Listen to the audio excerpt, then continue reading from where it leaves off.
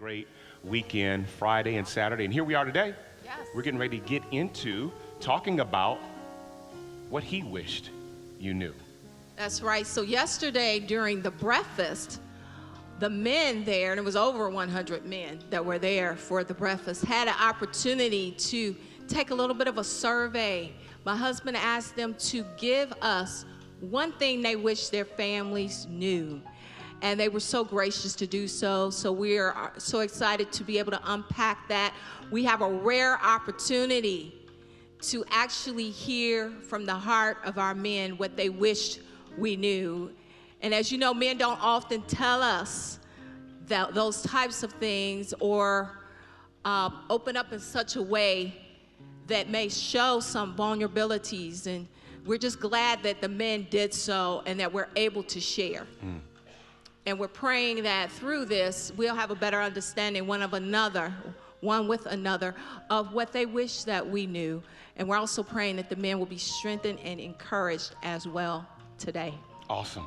So just before we get into that, we've got one more video, and it is just a glimpse into dad life. So take a look at this.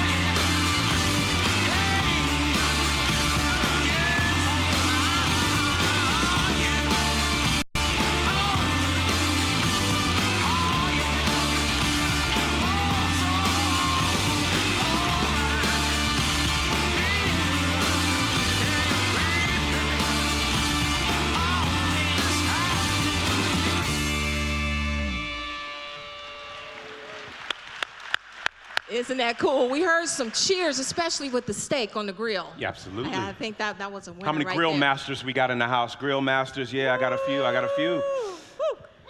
Grill masters, smokers, Yes. smoke the meat, Yeah. all of that. So again, we took a survey and we did some research as well through some of our study. And so we have come up with 7 areas, 7 things that men wish their families knew. And so we're just gonna go ahead and dive right into it because we have my husband, Jeffrey Scott Smith, who is our grand spokesperson for the men today in the house. So we're going to go ahead and ask you the very first thing. I wish my family knew how much I want them to do well and succeed. Can you unpack that for us? Yeah, what was interesting is as we were looking at the responses from the cards that the men filled out yesterday, repeatedly that came up, that men wanted to see their families do well. And there was a couple of areas that came up a number of times. They wanted to see them do well in their relationships. They wanted to see them do well financially. And they wanted to see them do well in their relationship with God. And you could really see that was a heart's cry of theirs, that they wanted to see their families do well. And I can really kind of resonate with that. It means a lot to see your children do well, to see your wife doing well. It brings a certain peace to your heart and a certain joy to your heart to see them succeed and to win and to do well, whether it's in athletics or academics or on the job. When our kids and our family are being promoted and elevated and graduating and all that kind of stuff, it just makes our heart just overflow with gratitude and appreciation. I think sometimes, though, with men, we can also be a little bit misunderstood in that area because we want good for our family so bad that we can come across a little bit demanding, maybe even a little strict, because we want it for our kids so bad, and so we might be pushing them to study or pushing them to practice or, making sure that we correct them on this or that. And sometimes our zeal and excitement to see them do well can come across as maybe being a little demanding or overwhelming. I think often our men see in us things we don't even see in ourselves. So I think that ability to be able to see and to be able to recognize what's there, what's untapped, often brings a burden of feeling like you need to draw that out of Absolutely. your family members. Absolutely. And so we need to have that balance there, that we understand, hey, you see something that maybe we don't see, that's untapped, that's there, that God's placed in there. And maybe we can work a little better with our fathers and our men on going ahead and trusting and releasing what's there that you're wanting to draw out, because success is on the other side of it. Yeah, I think at the end of the day, we just want the best for you. And our hope is that you will just excel and reach your maximum potential wherever and however that might be. Awesome. Yeah. Okay, number 2. I wish my family knew I love being a dad. Oh, yeah. That kept coming up on the cards, that men just love being a dad. And it's just something about being a dad and all that goes with it. Everything from providing for the family to protecting the family to supporting the family. It's kind of like a badge we like to wear, that we just love being a dad. It was interesting, before service, you were sharing with me that one of our young fathers, new fathers, Derek Brown, who was singing earlier up here, and he shared with you a video, and he and his wife just had a baby about a year ago. 2 years ago? Year and a half ago. 7 months ago. Thank you, Derek. How long ago? Thank you, Derek. Thank you. 7 months ago. And you were showing me the video that his wife, Leandra, captured of their baby saying dada for the first time. Yes. And so Derek's supposed to be getting ready to sing, something about that name, Jesus. And he's showing the video all around of his baby saying dada for the first time. That's just typical of us dads. We love being dad. We're proud of it, excited about it. And I really want to stress that, because I think sometimes media and society gives dads a bad rap and tries to portray men as, deadbeat dads and never around and trying to escape their responsibilities. That might be true for some, but the vast majority of guys that I know that are dads love being dads. Absolutely. Amen. Yeah, it's disappointing that that's what's magnified in our culture today. Yeah. What men aren't doing. Right. And what our fathers need to do and haven't done, or what they did wrong. But I think we're not talking enough about what our men and our fathers are doing right. Yeah. Because they just truly enjoy and love being a dad. Culture tells us that men love working more than anything else, and I know that men need to work, and that's something that God put inside of a man, that they need to work. But the thing that they love the most is us. Flat out, absolutely. And being dad, being father, and being available, and being here for us. Yeah, I mean, our girls are 24 and 22. I'm struggling to even get those numbers out of my own mouth. But I can still remember coming home when they were young, and they would run to the door and tackle me at the door. Right. I can remember when I would get in a rush in the mornings and leave out quickly and maybe not be able to hug them goodbye, and you would call me before I got to the end of the street and say, the girls are standing in the doorway crying because you didn't give them a hug. And I thought to myself, you know, I cherish those, and that's 24 years, 20 some odd years ago. And, but I still cherish those. And he would come back if he could, if he wasn't that far, or he'd get on the phone with him if he was too far and say, Daddy apologizes, Daddy loves you, I'll see you when I get off work. Yeah, absolutely, yeah. So we want you to know we love being dad. Awesome. Yeah. Number 3, I wish my family knew it's hard being Superman when you feel like Clark Kent. Yes. Yeah. Unpack that one. Yeah. Unpack that one for us. So, of course, our theme yesterday and this weekend has been being a hero. And a few of the guys on the cards made mention of it's tough being a hero. It's tough dealing with, and the way that I kind of summed it up, because I read a number of cards that had this sentiment on there, it's tough dealing with the weight of external expectations when you have feelings of internal inadequacy.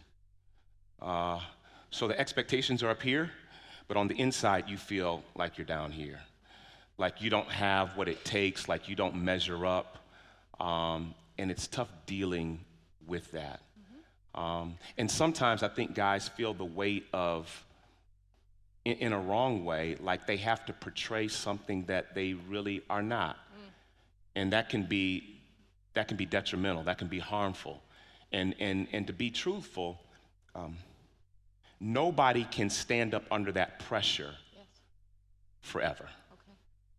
At some point, it snaps. At some point, it breaks. And so we want you to know that it's tough doing that. And sometimes we need a little bit of encouragement. So what can we do as family members to encourage our men? Yeah. To pour back into you?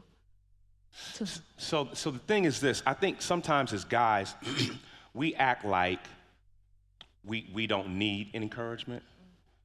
We act like we got this. We act like, you know, we're gonna be good whether you say something or not. I'll just speak for myself. I might not get no backup on this, but that ain't true. We love your encouragement. We love your words of affirmation. We got love languages too. Elaborate. You have love languages too. Yeah, absolutely. So words of affirmation, acts of kindness, you know, gifts, all that stuff works for us too. And I know we're having some fun with that, but I think often we can see the strength of a man, as I talked about earlier, in the endurance of a man and stability, and think that you're good and okay and that you don't need us to affirm or reaffirm or just encourage or acknowledge and love you through your own love languages. And sometimes we can get a little focused on what the kids need and forget that you need that as well. Oh, absolutely. I mean, your words make all the difference. There's times where I can come out of a service and feel like, snap, that didn't go good. I missed that. Times I'll come out and feel like, is there any anointing still left on my life at all, right? And I'll ask you, well, how did it go? And to be truthful, I'm just wanting you to say, it was good. And it always is. And well, we know, yeah. It ain't always good, but when you say it's good, and when you say I got something out of that, when you say that bless me, it can override all those feelings of inadequacy and all those feelings of missing it, those words. The thing about men is, and again, I might be out here on a limb, we do better when you recognize and celebrate us.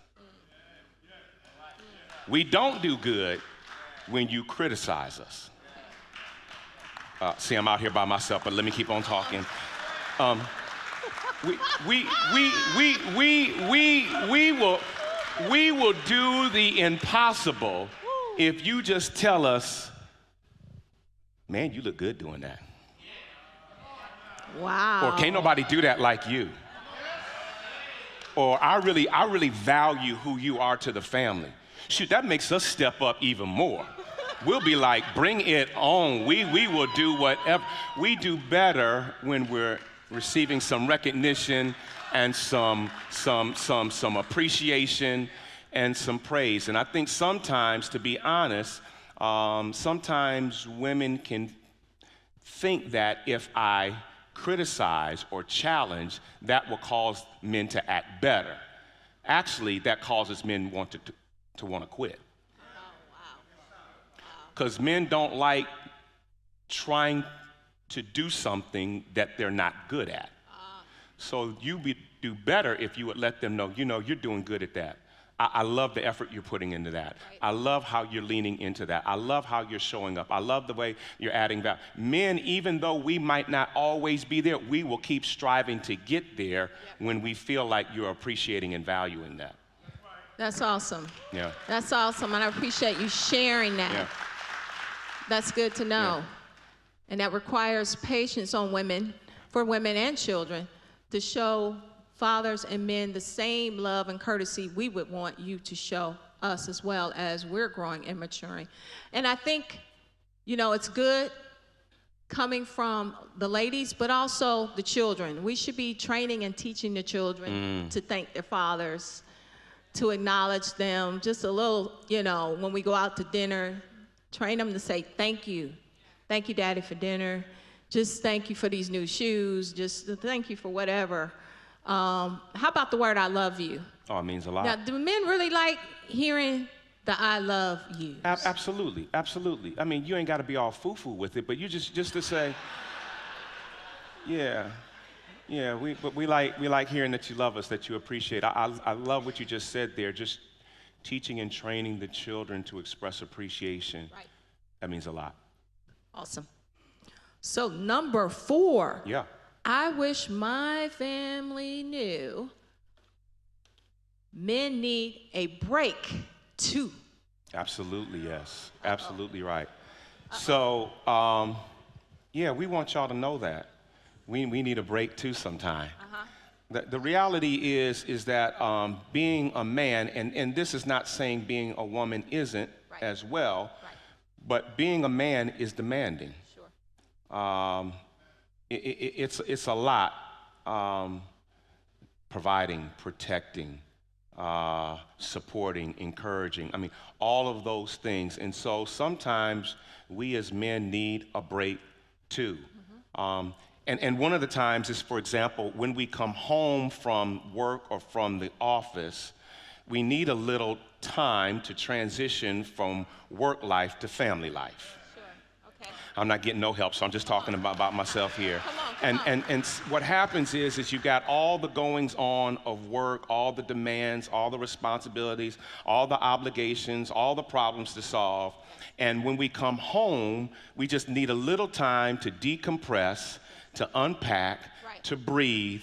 And so we just ask that when we hit the door, don't meet us with bills and babies and problems and issues, and just let us breathe for a moment, and we will be right on it if we can just breathe for a moment. Can I get an amen from the men right here?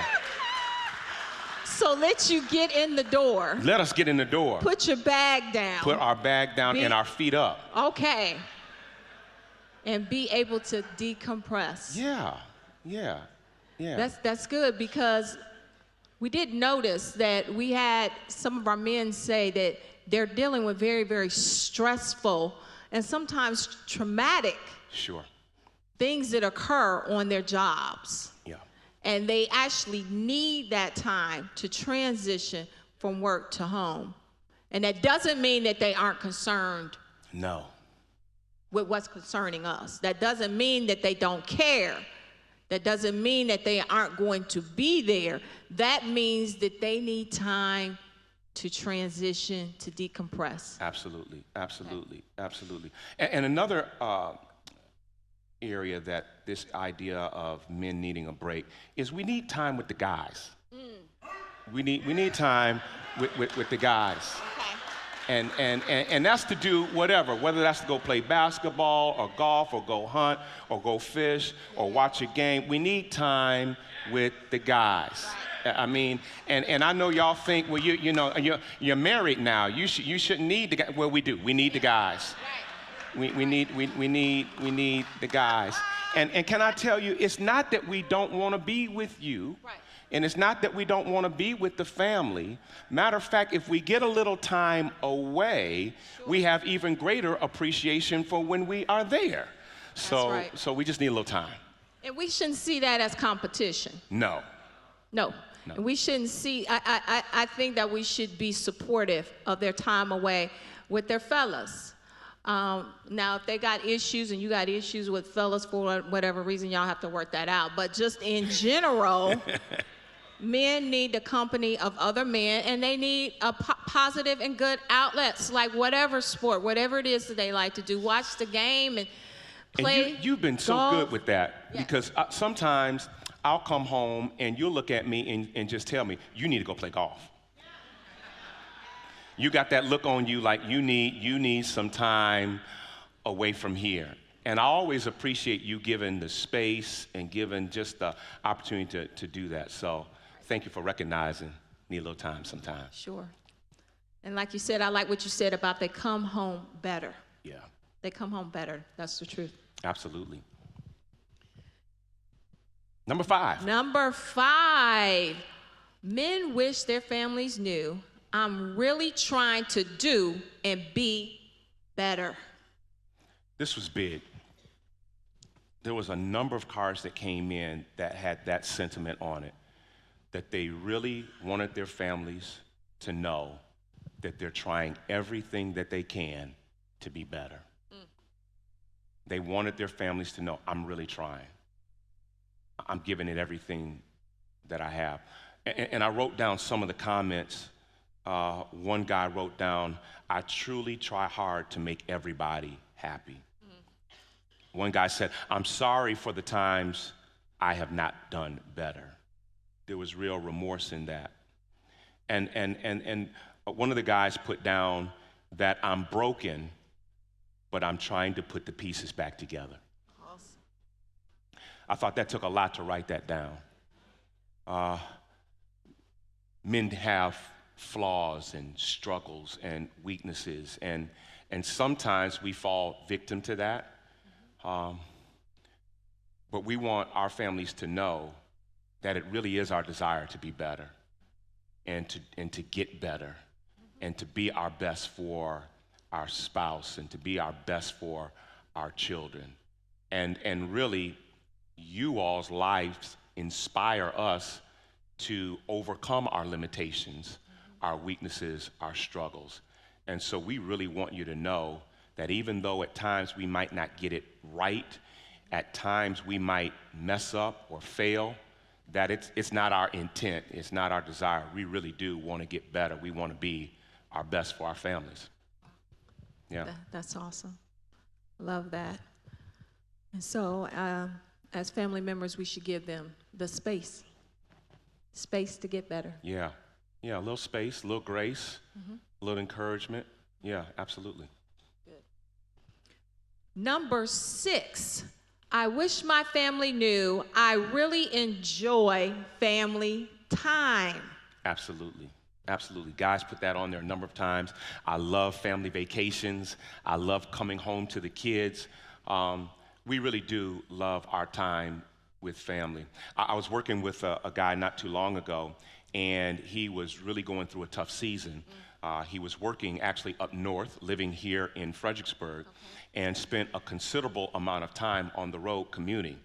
And he would leave early in the mornings and get back 7 o'clock, 7:30, 8 o'clock sometimes at night. And it was really eating him up on the inside that he was not being able to be there for his children's growing up days and their experiences in school, whether it's after school activities or what have you. So much so that he took a pay cut just to no longer have to make the commute, but he could work right here in town because it meant so much to him to be able to spend time with his kids. Right. We want you to know we value our time with our families. And sometimes men feel torn between work obligations and work demands and family. But for us men, if we could choose, we'd rather be with family every day of the week. One of the comments that came from one of the men said, I want to live to be 100 so I can spend as much time with them as possible. Yeah, that was pretty awesome. Isn't that great? That's pretty awesome. That's how much men, or that was a picture of how much he enjoys being with his family and spending time with his family. It's awesome, awesome. Now, do you think that grows as men mature? That's a good question. I think so. I think as we mature, we have a greater appreciation. I think you value the time even more. Sure. You know, looking back on it, I'd say to myself, wow, I wish I would have spent more time. I've never met a guy that said, I wish I spent less time. Yep. They always say, I wish I would have spent more time. We have greater appreciation for it. More time with their family. Absolutely. And loved ones. That's great. And we're getting to number 7. Number 7, here we go. I wish my family knew, number 7, I wish my family knew how much I love them. Yeah, yeah. You know, guys, sometimes we don't always get it out quite the way that we feel it. Yes. Sometimes we can feel a little clumsy expressing the emotions. But over and over again, matter of fact, this was mentioned on the cards more than anything else. I wished my family knew how much I love them. How much I love them. And it was expressed in a number of different ways, that I'm here for them, that I'm praying for them, that I appreciate them. And a number of times I saw it written on there, I would do anything for my family. Yeah, so we want you to know that. We thank you for sharing that. I would do anything for my family. Yeah. That's amazing. So, you've given us some key points here, and I think you're helping us to understand the heart of a man. Yeah.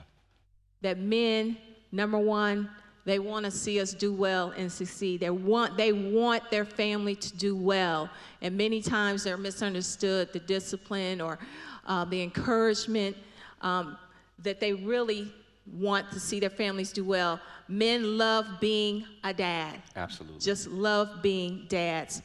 Men find it hard to be Superman when they often feel like Clark Kent. So external expectations versus internal inadequacies sometimes that our men experience. Number 4, men need a break too. Men, not just the women, but sometimes men need a break and they need time to be with other men. Number 5, men are really trying to do and be better. That was a really good one. Trying to do and be better. Number 6, men really enjoy their family time. Wish they had more time with the family. They value family time. And number 7, men want us to know that they love us. They love us. They love us. Would do anything for the family. They appreciate the family. They're praying for the family. But under that area, a really good point came out under how much they love the family. Some of our men wanted us to know that they love them, that they love their families even when they're angry. Don't mistake anger for not having love. Can you help us a little bit with that? Yeah, I mean, sometimes we get frustrated, right? Sometimes we get upset. And sometimes we might not express that in the best way. And certainly there's ways not to express that.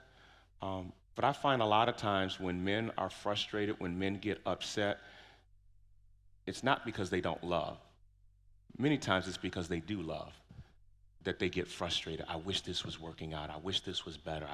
I wish I could do this better. I wish I could provide for this. So sometimes that frustration and that feeling of being upset is because we want it for our families so bad. We love them so deeply.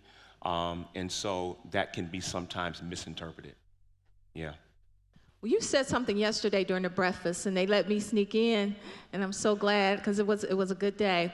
I heard you say something to the men yesterday. You said, if you refuse to quit, you will win. Yeah. Yeah. I really felt that in my heart for the guys. And just as I was greeting them, that kind of kept rising up in my heart. So in the balance of time that we have, I want to take us to a story and lift maybe 4 points out of it very quickly. We'll look at 8 verses, 4 points, and then I want to pray for our men. Go with me to 1 Kings chapter 19. 1 Kings chapter 19. You know, a lot of times on Father's Day, we talk about, men should be doing this, and we challenge the men to do that. And I find in most instances, men already know they should love their wives, and men already know they should take care of their children, and men already know they should be committed and godly, and they should be present in the house of God. And so I don't want to come and just repeat that. That is definitely true, and we want to say that to all men, but I don't want to spend my time there. I think there are, however, a lot of men that are doing the right stuff that I just want to encourage here today. If we look at 1 Kings chapter 19, this comes obviously after chapter 18, and Elijah has just had a tremendous victory over the prophets of Baal. It's the whole Mount Carmel experience where he challenged them to make a sacrifice, and he made a sacrifice, and whatever God answered by fire, that was the one and only true and living God. And he has this tremendous victory there on Mount Carmel where God showed up for him. But what's interesting to me is what we see now in chapter 19. Verse 1 says this, and Ahab told Jezebel all that Elijah had done, also how he had executed all the prophets with the sword. And Jezebel sent a messenger to Elijah, saying, so let the gods do to me, and more also, if I do not make your life as the life of one of them by tomorrow about this time. And when he saw that, he arose and ran for his life, and went to Beersheba, which belongs to Judah, and left his servant there. But he himself went a day's journey into the wilderness and came and sat down under a juniper or a broom tree. And he prayed that he might die and said, it is enough. Now, Lord, take my life. I am no better than my fathers. Then as he lay and slept under the juniper tree, suddenly an angel touched him and said to him, arise and eat. Verse 6, then he looked, and there by his head was a cake baked on coals and a jar of water. So he ate and drank and lay down again. Verse 7, and the angel of the Lord came, back a second time and touched him and said, arise and eat, because the journey is too great for you. So he arose and he ate and drank, and he went in the strength of that food 40 days and 40 nights as far as Horeb, the mountain of God. This is an interesting story to me because I think there's 4 things that I want to lift very quickly before we pray out of this story. The first thing that strikes me is that we see Elijah again after perhaps one of the greatest victories that he experienced in his life. He defeated 450 false prophets at one time. He has a mountaintop experience. And immediately after that, we're reading about a guy that wants to quit. I don't know how that strikes you, but that strikes me. I mean, typically, you want to quit after you lose. But this guy wants to quit after he wins. That says a lot to me right there, because I think sometimes the reality is for us guys is that there is a temptation to quit doing the right stuff. On the outside, it might look like we've got it all together. It might look like we're winning. It might look like everything is going well. But there's times that in the midst of that, we want to quit. We want to give up. And I felt that yesterday as I was looking at the faces of the men, and I just wanted them to know, don't quit. Don't give up. Don't quit being that dad. Don't quit being that husband. Don't quit being that provider. Don't quit protecting your family. Don't quit sacrificing. Don't quit. You matter. And what you do is hugely significant to family, to society, to church. Don't quit doing what you're doing. Here Elijah shows us a guy that is wanting to quit. So it's the temptation to quit. The second thing that jumps out to me is that notice here that Jezebel sends messengers to Elijah to tell him about this time tomorrow, I'm going to take your life. And I thought about messengers of doom. That sometimes as men, we hear those voices that threaten in many different ways. Okay. You ain't nobody. You're not going to succeed. You're going to lose your family. You're going to lose that house. You're going to lose that job. You'll never overcome that addiction.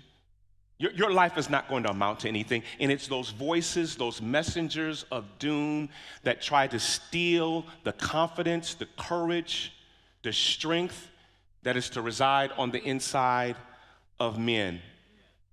And so I'm listening to that. Here it is, a guy, he's wanting to quit. He's got messengers of doom coming to him at a critical time.